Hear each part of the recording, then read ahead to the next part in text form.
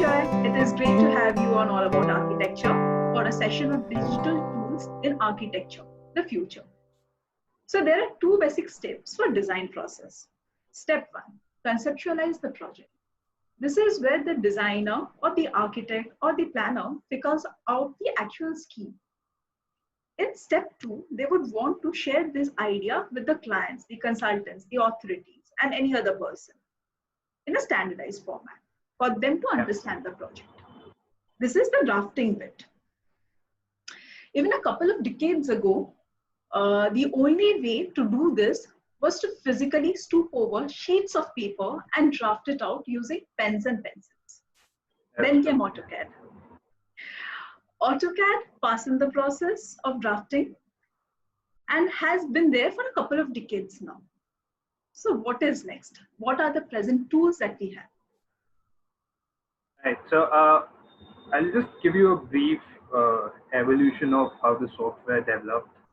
Way before AutoCAD in the 1970s, MIT developed a tool called Sketchpad, which enabled designers to use stylus kind of a device and then draw directly on the computer.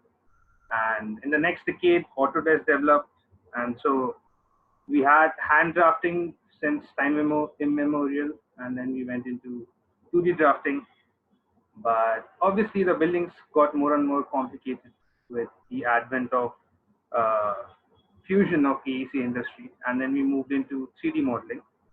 Now, in the 1990s, a lot of the 3D modeling work was done on software borrowed from the aviation and automobile industries. Those industries pioneered the way of exploiting 3D software in order to design the shapes that those industries typically deal with, which are not orthogonal, so to speak. And then in the 1990s, Frank Gehry, you know what he's notorious or famous for, what kind of buildings.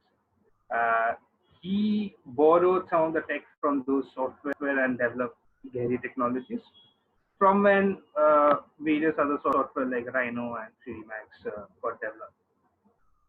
Now, beyond that, in the 2000s, other software which could perform simulation, which could inform building information, which could store building information, and which could also be used for project management got developed. So we've had with each decade, we are incrementally adding new features to the design process.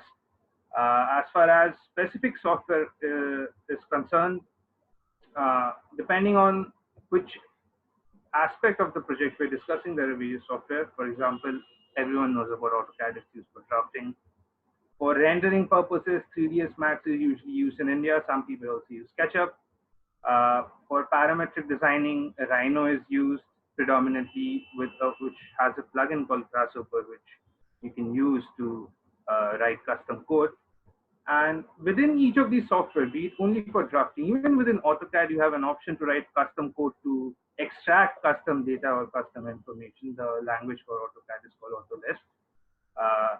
So, I mean, depending on what the scale of the project is, what sort of consultants you have on board, the kind of software you work with changes from one project to the other. For example, for a small size studio, using a BIM software may not be